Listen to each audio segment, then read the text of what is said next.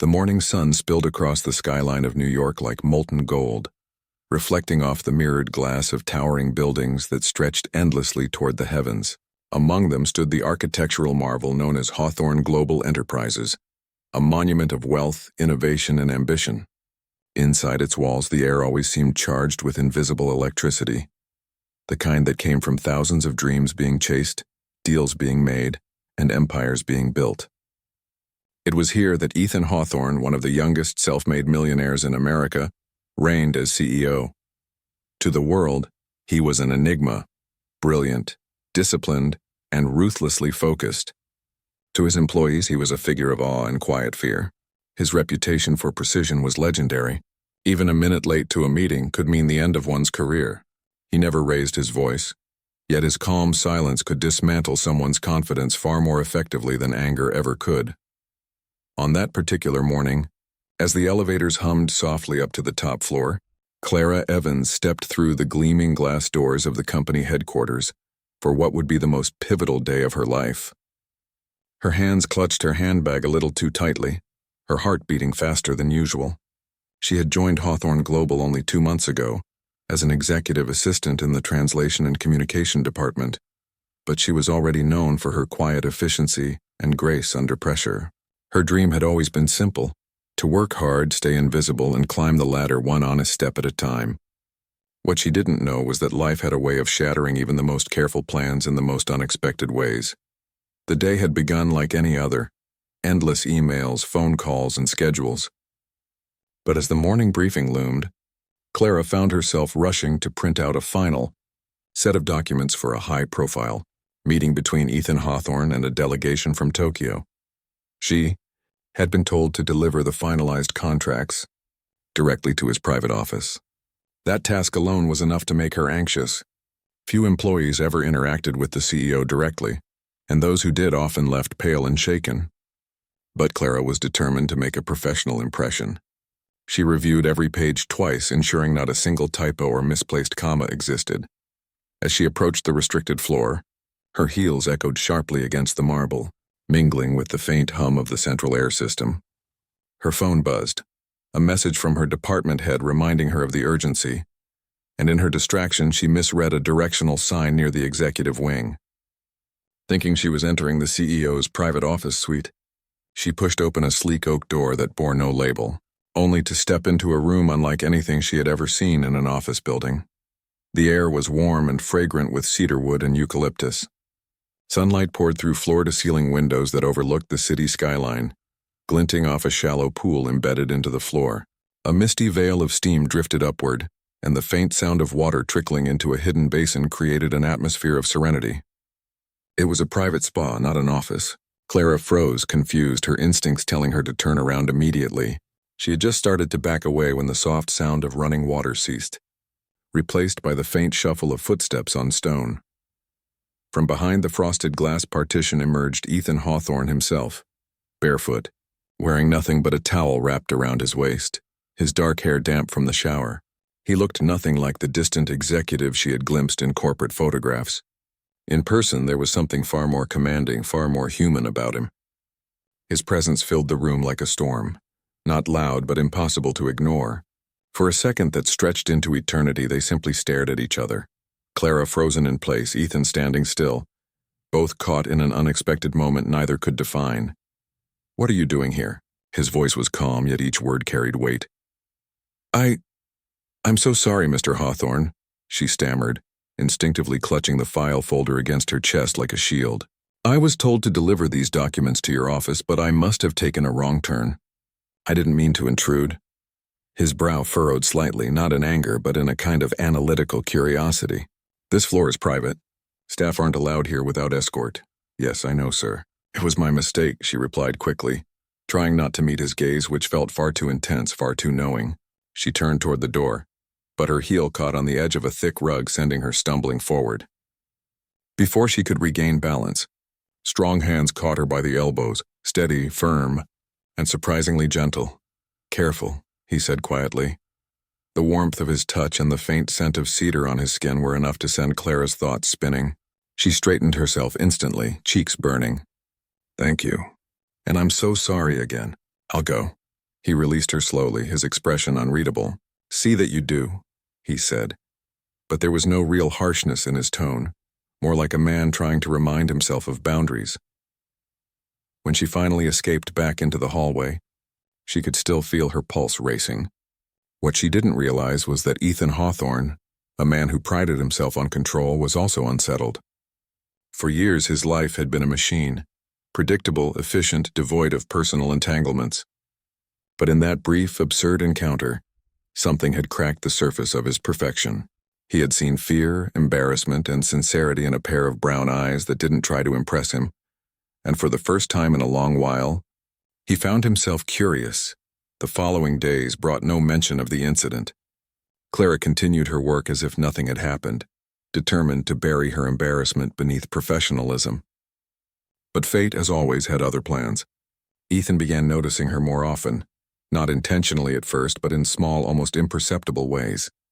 He noticed the way she stayed late without complaint, the way she helped junior interns without seeking credit, the way she always looked people in the eye when speaking, even when nervous.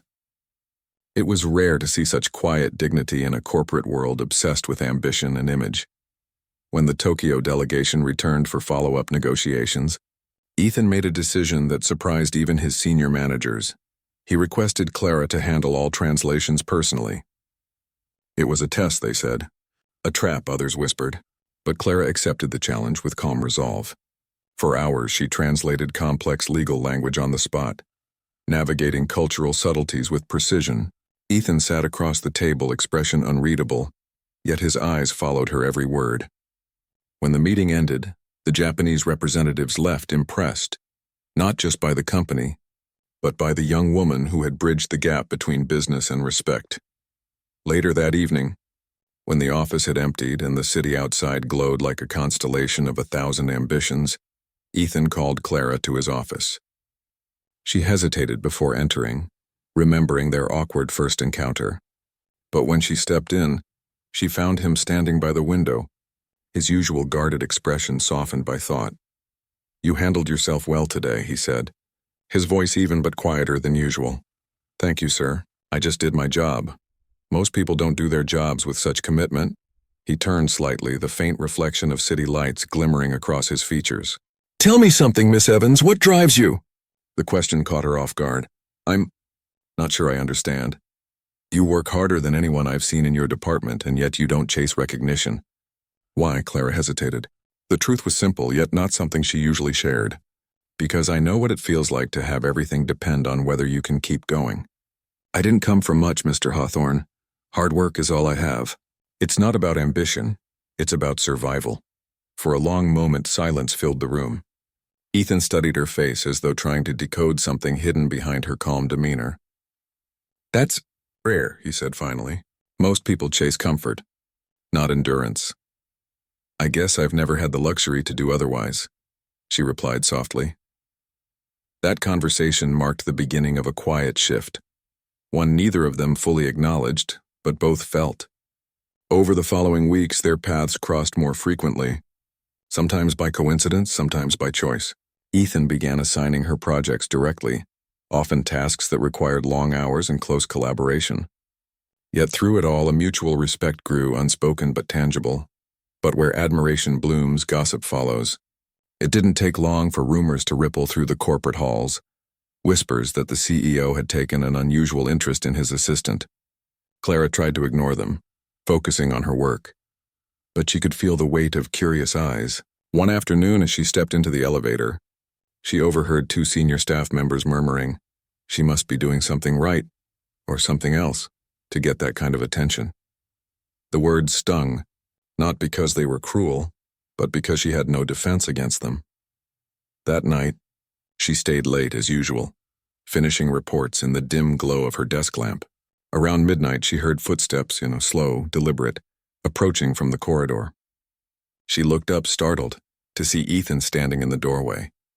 "You're still here," he said quietly. "I was just finishing up the investor summary," she replied, straightening her posture. He stepped closer, his eyes scanning the papers before glancing back at her. "You shouldn't let their words get to you," he said simply. Her eyes widened slightly. "You heard?" I hear everything that happens in my company, he said with a faint smile that wasn't quite amusement. People often misunderstand what they can't explain. I just don't want anyone to think that you've earned your position unfairly. He finished her sentence for her, then shook his head. You've earned more than most people ever will. Let them talk. Something in his tone made her chest tighten, not because it was comforting, but because it was kind. Genuine kindness was a rarity in her world, and from him it meant even more. Before leaving, he paused by the door. Miss Evans, he said, glancing back once more. Don't ever let the noise around you silence the purpose within you. You've proven more in 2 months than some do in years. When he left, Clara sat there for a long time, the echo of his words lingering in the stillness. For the first time since she joined Hawthorne Global, she allowed herself to believe that perhaps her life could be more than mere survival.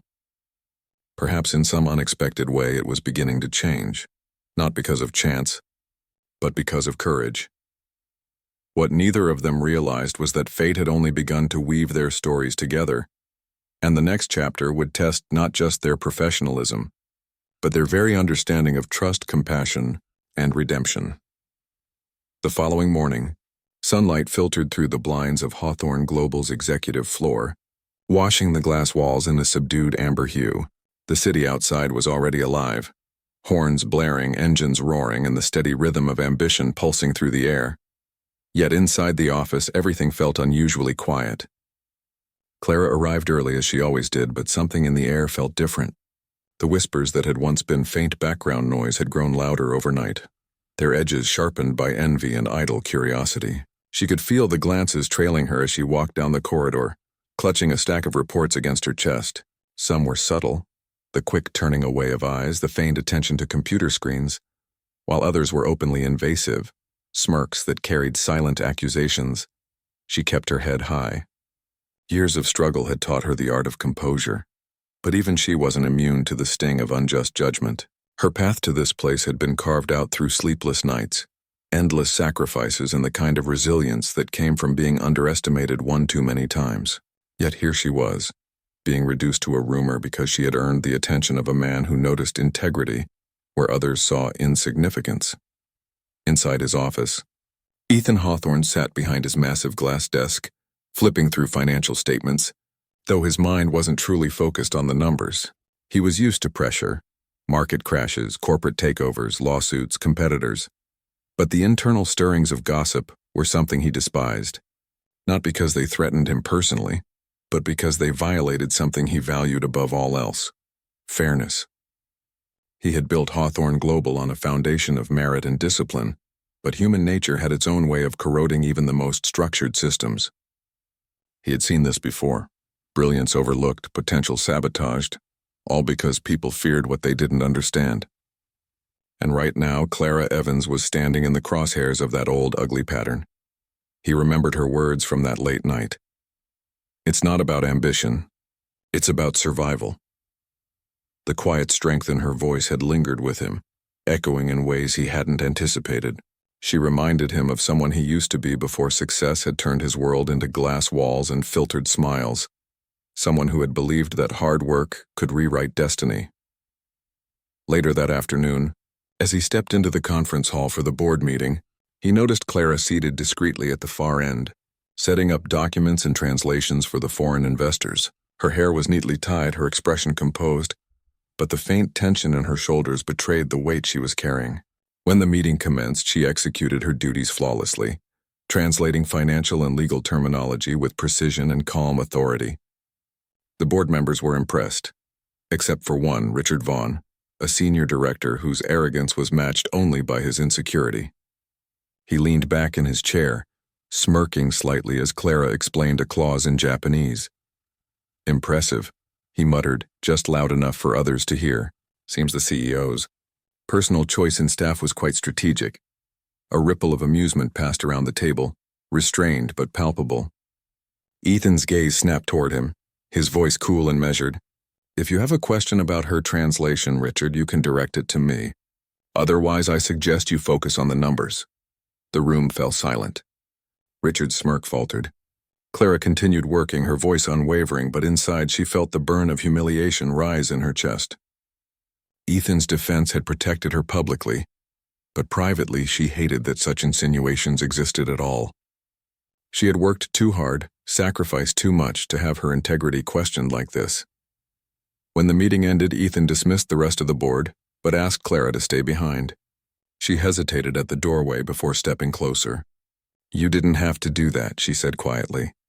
"I did," he replied simply, adjusting his cufflinks before meeting her eyes. "People like Vaughn feed on silence. Sometimes you have to cut through it, but it'll only make them talk more." "Let them," he said, his tone firm yet calm.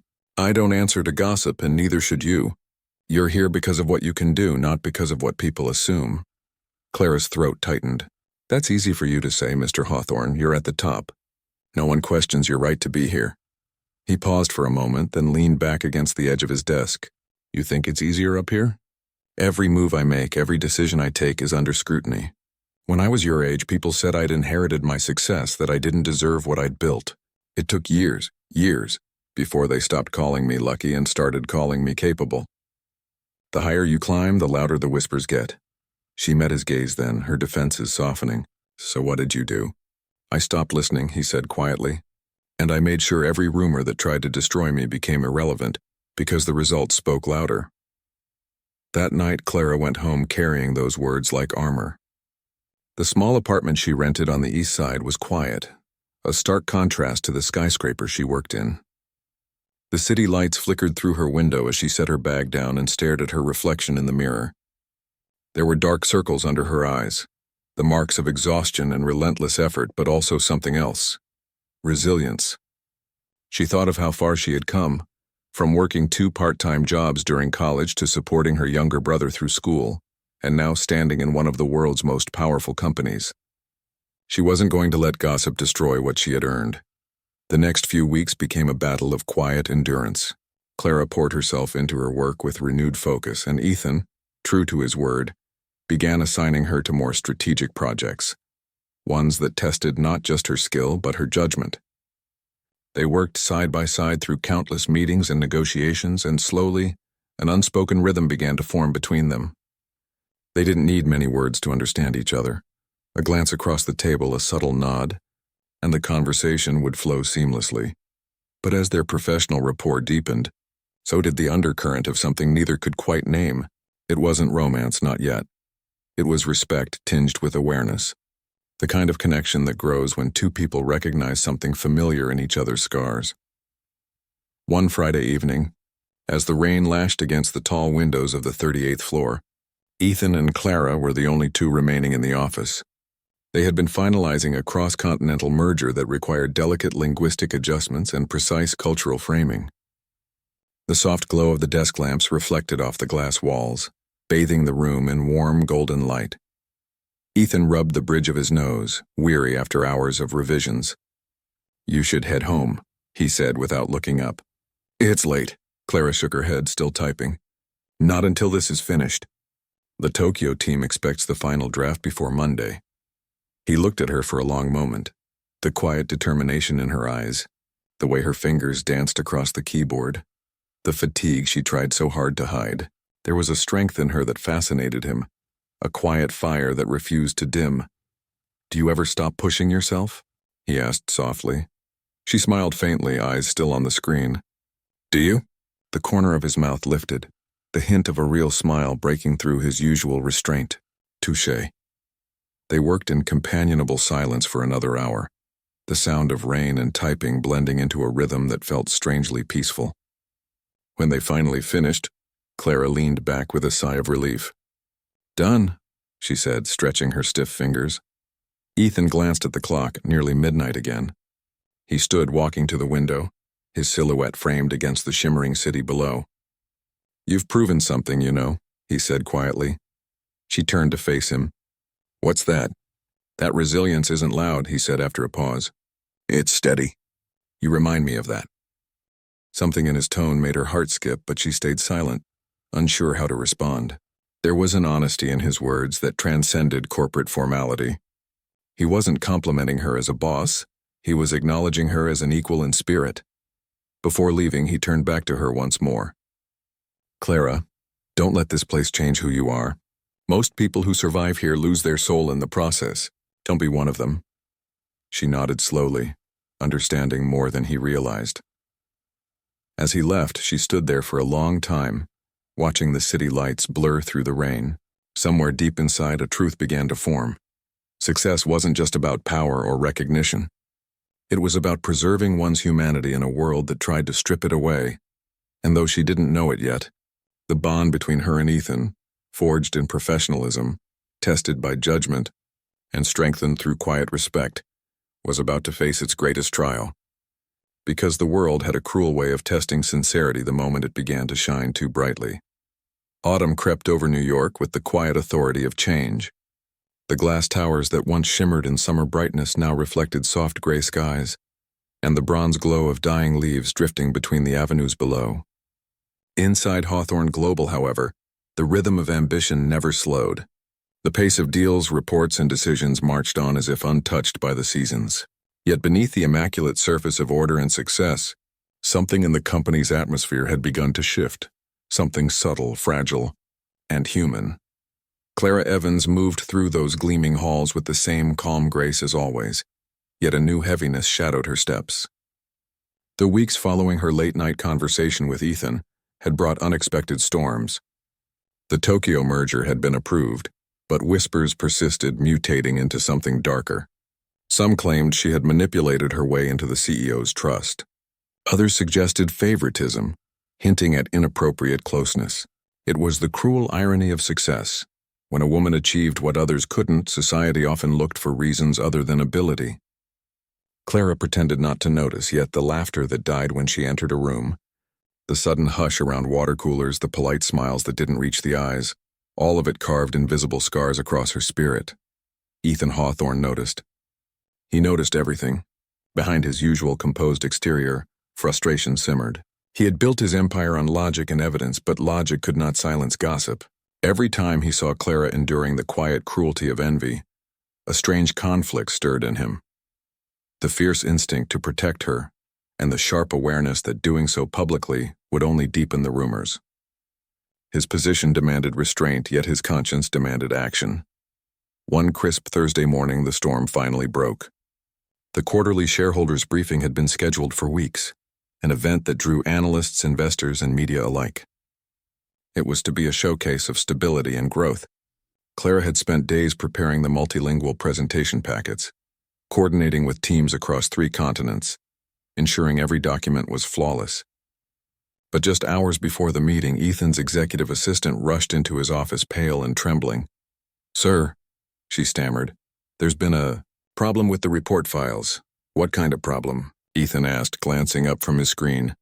"The data translations, the Japanese and German sections, are mismatched. Financial columns don't align, and there are missing pages." For a heartbeat, silence filled the room. Then Ethan rose slowly, the quietness of his movement more intimidating than any outburst could have been. "Who handled the final submission?" "Clara Evans, sir." He said nothing, only nodded once, dismissing the assistant. When she left, he stood by the window, eyes fixed on the skyline. He knew Clara's precision better than anyone. She didn't make careless mistakes. Something wasn't right. Minutes later, Clara entered, clutching her tablet. "Mr. Hawthorne, I just heard—" He turned toward her, expression unreadable. "The presentation files." "What happened?" Her breath caught. "I double-checked everything before leaving last night. The files were intact, and yet they're corrupted now." Her heart pounded. "I don't understand." "They were stored on the shared drive. Anyone with clearance could—" He raised a hand. "I believe you, Clara, but the board won't. We have less than 2 hours before the briefing begins." "Can you fix it?" Without hesitation, she nodded. "I'll do whatever it takes." The next 90 minutes unfolded in a blur of urgency. Clara worked relentlessly, rebuilding data tables, cross-checking figures, and translating columns line by line. Ethan joined her, reviewing numbers, fielding calls, and deflecting inquiries from impatient investors. They didn't speak much, but their cooperation was seamless, almost instinctive. A fusion of intellect and trust forged through months of unspoken understanding. When the meeting finally began, the new reports were delivered flawlessly. The investors, unaware of the chaos that had preceded, praised the clarity of the presentation. The crisis was averted, But victory carried a hidden wound. Later that afternoon, an anonymous email began circulating through the office. Its contents were venomous. A fabricated story suggesting that Clara had deliberately sabotaged the report to create an opportunity for heroic rescue by the CEO. Screenshots of altered data were attached, cleverly manipulated to appear as proof. By evening, the rumor had spread beyond the walls of the company, whispered among clients and even a few journalists. When Ethan saw the email forwarded by his legal team, something inside him snapped. He summoned the head of cybersecurity immediately, demanding a full trace of the message's origin. The investigation revealed what he had begun to suspect. The source came from within, an internal device registered to Richard Vaughn's division. Ethan's fury was cold and precise. The next morning, Richard was called into his office. The conversation was brief and devastating. Within hours, he was escorted from the building, his access revoked. But even as justice was served, the damage had been done. Rumors, once released, could not be retracted. Clara, though exonerated by internal review, felt the weight of humiliation press heavier than ever. She had fought her way through adversity her entire life, but this, being painted as manipulative, untrustworthy, struck deeper than any failure could. That evening, when most of the staff had gone, she stood alone in the office, staring out at the city lights below, wondering if she had the strength to keep enduring this silent war. She didn't hear Ethan approach until his reflection appeared beside hers in the window. He didn't speak at first. They stood there together, two figures framed against the skyline, united by exhaustion and something neither could quite define. "You should go home," he said finally, his voice quiet, almost gentle. "I don't know if I want to come back," she admitted. Her tone wasn't dramatic, it was simply honest. He turned to her then, eyes shadowed by the faint light of the city. "You've done nothing wrong, Clara. Walking away now would only give them what they want." Her lips trembled slightly, but she met his gaze. "I'm tired, Mr. Hawthorne. Tired of being strong all the time. Tired of proving myself over and over again to people who've already decided who I am." Ethan took a slow breath. "When I started this company," he began, "I thought success would silence the noise. I was wrong. The more you rise, the more people try to pull you down. Not because they know you, but because your existence reminds them of their own fear of failure." He looked out at the horizon. The truth is, resilience isn't about fighting once. It's about standing every time you're knocked down, even when you no longer have the strength to. Something in his words reached the deepest parts of her. For the first time since the rumors began, Clara felt the knot in her chest loosen. "How do you keep believing in yourself when the world doubts you?" she asked quietly. He turned to her, his voice steady. "You stop needing the world's permission." They stood there in silence for a long while. Outside, the city pulsed with its endless symphony of chaos and ambition.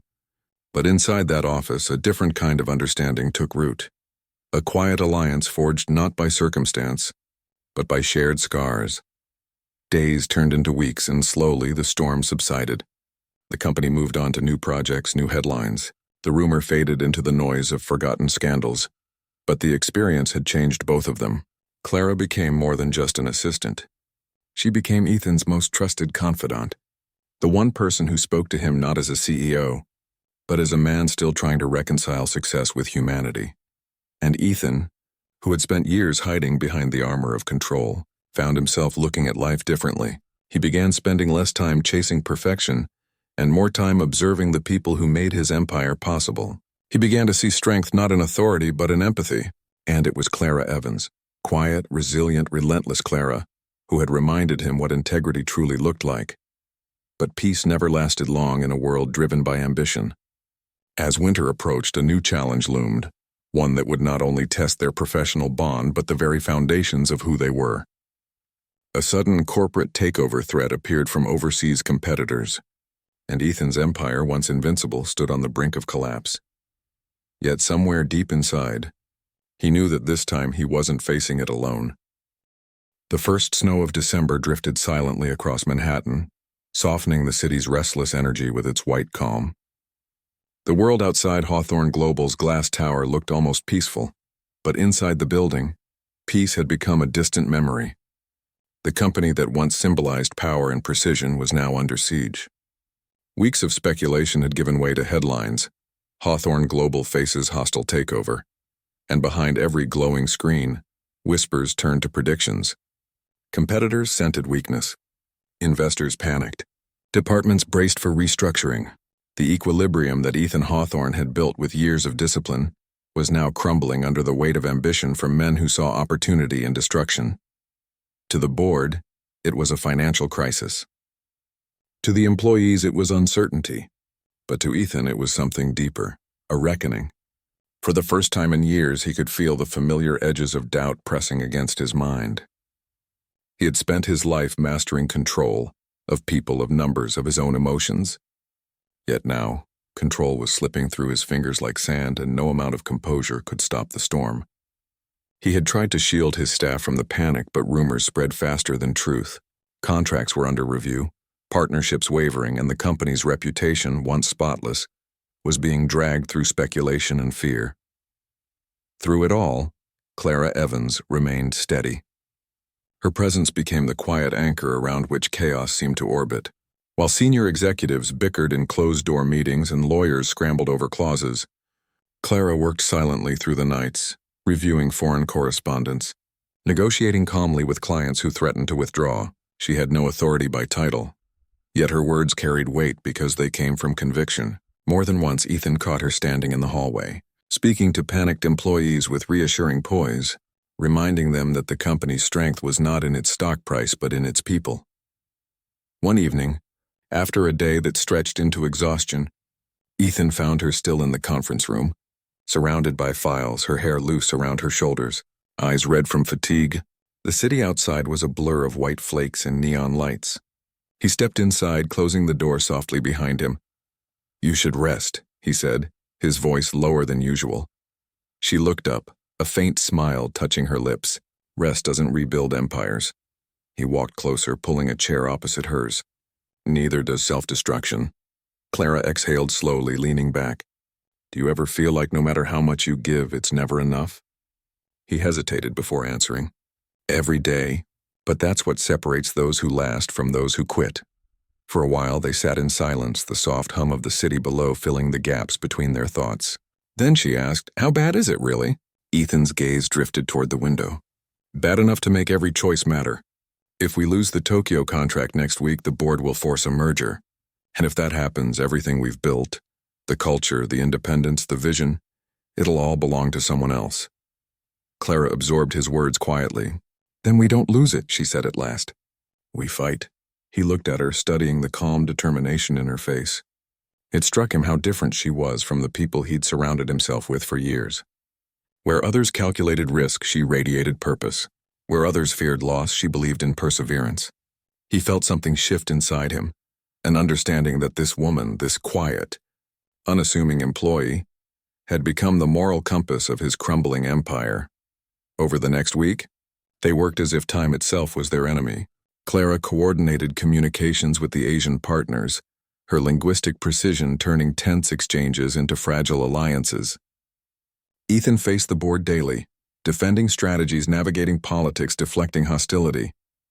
The pressure was relentless, but somewhere between the sleepless nights and endless coffee, a fragile hope began to take root. Then came the day that would test them both beyond business. A storm had swept in overnight, coating the streets in heavy snow. The city moved slower, but inside the skyscraper, tension ran fast.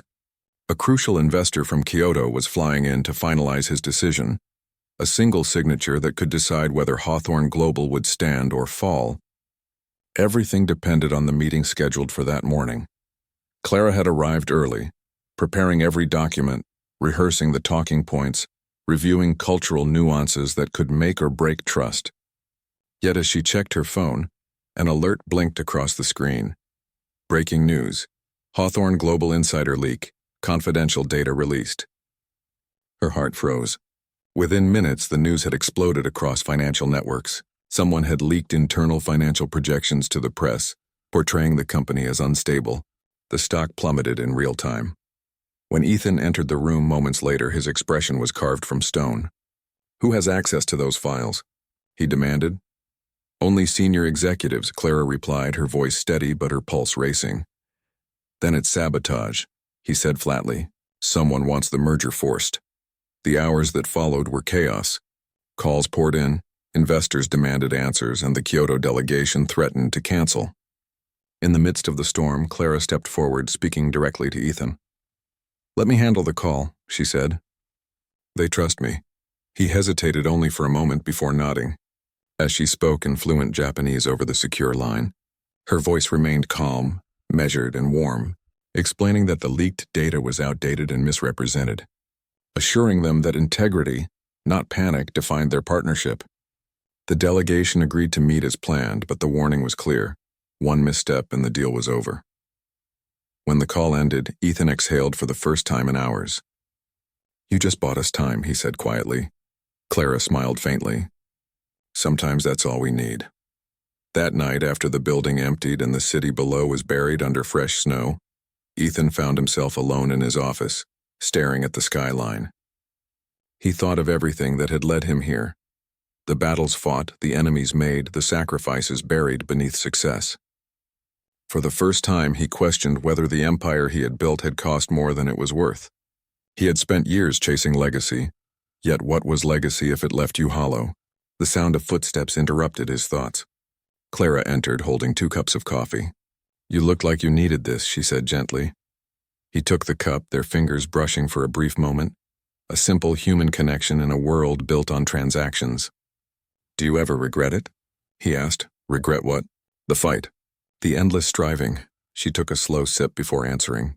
"I used to, but then I realized that fighting doesn't always mean chasing success. Sometimes it just means refusing to let the world turn you bitter." Her words struck him like truth long avoided. He realized then that Clara wasn't just his employee or his ally. She was his reminder of what he had lost along the way. Compassion, balance, perspective. She had walked into his world by accident, yet somehow she had become the one person capable of grounding it. When she left the room, he remained by the window, watching the faint reflection of her departure fade into the glass. Outside, the storm was clearing, and the first traces of dawn were beginning to color the sky. Despite the chaos, he felt something he hadn't felt in months. Resolve. Tomorrow the fight would continue. The board would convene, investors would decide, and the company's fate would hang on a knife's edge. But Ethan Hawthorne, for the first time in years, wasn't afraid of falling. Because now he understood that rebuilding wasn't a matter of control, it was a matter of courage, and beside him, whether the world approved or not, stood Clara Evans, the quiet strength that refused to break, the light that refused to dim. Morning came slowly to New York, its gray light crawling over the skyline like a weary traveler. The snow from the night before had turned to slush on the streets below, and the city's usual rhythm felt muffled, as if the world were holding its breath. Inside Hawthorne Global's headquarters, the atmosphere was tense yet strangely calm, the kind of calm that comes not from peace but from the anticipation of a verdict. Today would decide everything. The board of directors was convening for the most crucial meeting in the company's history, and by the end of it, Ethan Hawthorne would either retain control of the empire he had built, or watch it slip into the hands of competitors eager to dismantle it piece by piece. He had spent the night in his office, the glow of city lights fading into the pale wash of dawn as he reviewed documents for the 100th time, knowing the numbers no longer mattered as much as conviction. Somewhere between midnight and sunrise, a realization had taken root in him. He could fight for the company without losing the part of himself that still believed in decency. At 7:30, Clara Evans entered quietly, carrying 2 mugs of coffee the way she always did, her presence bringing a sense of steady warmth that the room otherwise lacked. She looked tired but unbroken, her calm expression masking the strain of weeks spent holding everything together. "You haven't slept," she said softly, setting the cup near him. He gave a small, weary smile. "Neither have you." For a moment they simply stood there, 2 soldiers before battle, aware of the weight of what lay ahead. Clara straightened the files on the conference table, her movements methodical, her mind already running through translations and details. "The Kyoto delegation confirmed attendance," she said. "They want reassurance, not excuses. If they believe in your integrity, the others will follow." Ethan nodded slowly, admiring how she spoke as though the outcome were still within reach. "Integrity," he murmured. "Funny how that's the one currency that never depreciates." When the boardroom doors opened at 9 a.m., the entire upper echelon of Hawthorne Global was present, their expressions carved from stone. Reporters waited in the lobby, the media feed already buzzing with speculation. At the far end of the polished table sat the representatives from Kyoto Group, whose decision would determine whether Hawthorne Global remained independent or was absorbed into a rival conglomerate. Ethan began the presentation himself, not with the usual graphs and projections but with honesty. He spoke of the company's beginnings, of the ideals that had built it: precision, fairness, resilience. He acknowledged the mistakes of the past weeks, the leaked data, the turbulence, and then he paused before saying quietly, "A company isn't its stock price, it's its people. And every challenge we faced has revealed not weakness, but strength we didn't know we had." As he finished, he turned to Clara. "Miss Evans," he said, "you've been the bridge between us and our partners from the beginning. I'd like you to close this meeting." A ripple of surprise moved across the room. It was unheard of for a CEO to yield the floor to a junior employee in such a moment. Clara hesitated only briefly before standing. Her hands didn't shake. In flawless Japanese, she addressed the Kyoto delegation, translating not words but conviction. She spoke of perseverance and trust, of how challenges test the character of a company as much as they test its leadership. Her voice was calm, melodic, and strong, carrying across the silent room with quiet authority. When she finished, there was a long pause before the senior delegate inclined his head and replied that integrity mattered more than temporary instability, and that Kyoto Group would continue its partnership with Hawthorne Global. The announcement felt like air returning to lungs that had forgotten how to breathe. Applause broke out, restrained at first, then genuine. Ethan caught Clara's eye from across the table, and though neither spoke, the gratitude in his look said everything words could not. By afternoon, the news had spread. The takeover was halted, the company stabilized, investor confidence restored. But for Ethan, the victory wasn't about numbers or headlines. It was about rediscovering the reason he had started all this in the first place. He realized that success without humanity was just another form of loss, and that leadership meant protecting more than profits. It meant protecting the people who believed in you when no one else did. When the building finally emptied that evening, the city glowed again beneath the clearing sky. Ethan stood by his window, watching the horizon turn from steel gray to the warm gold of sunset. Clara entered quietly, holding a folder of finalized contracts. "It's done," she said. "Everything's been signed." He turned, smiling faintly. "You saved this company, Clara." She shook her head. "No, you did, by believing in something bigger than fear." For a long moment, neither spoke. The silence between them wasn't awkward. It was peaceful, filled with mutual respect and the quiet understanding of two people who had walked through the fire and come out changed. Ethan finally said, "When this is all over, take some time off. You've earned it." Clara smiled, that familiar small smile that never tried to impress anyone. "Maybe. But first there's a proposal from our new partners in Geneva that needs your review. I think you'll like the direction they're taking. Less profit, more purpose." Ethan chuckled softly. "You're starting to sound like me when I still believed people could change the world." "Maybe that's because they still can," she replied. Later, when Clara left the office for the night, the corridors felt different. The same walls, the same lights, yet the air carried a lighter pulse, as if hope itself had found its way back into the building. Ethan remained by the window long after she was gone, the city shimmering below like an ocean of light. He thought about everything they had endured, the mistakes, the rumors, the betrayal, the resilience, and realized that sometimes redemption doesn't come in grand gestures, but in the quiet persistence of showing up every day and refusing to give in. Months passed. Hawthorne Global rebuilt its standing, not through aggression but through authenticity. Employees began to speak with pride again, inspired by a culture that valued integrity over ambition. Clara was promoted to Director of Communications, her leadership marked not by authority but by empathy. She never sought the spotlight, yet everyone knew the company's revival bore her fingerprints. Ethan, too, changed. He no longer measured his worth in quarterly profits but in the trust of those who worked beside him. He had learned that power, when tempered by humility, becomes purpose. On a spring morning months later, They met again in the same office where everything had once begun. The same skyline beyond the glass, but a different world inside. "Do you ever think about how far we've come?" Clara asked. Ethan smiled, his eyes reflecting the sunlight pouring in. "Every day," he said. "And every day I remind myself that no empire is worth building if it costs you the people who believe in it." She nodded slowly, understanding. As she turned to leave, he added, "Clara, thank you for reminding me what it means to be human." She paused at the door, looking back with a smile that carried both pride and peace. "You already were, Ethan. You just needed someone to remind you."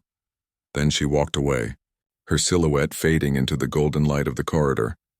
Outside, the city was alive again, restless, imperfect, full of dreams and second chances.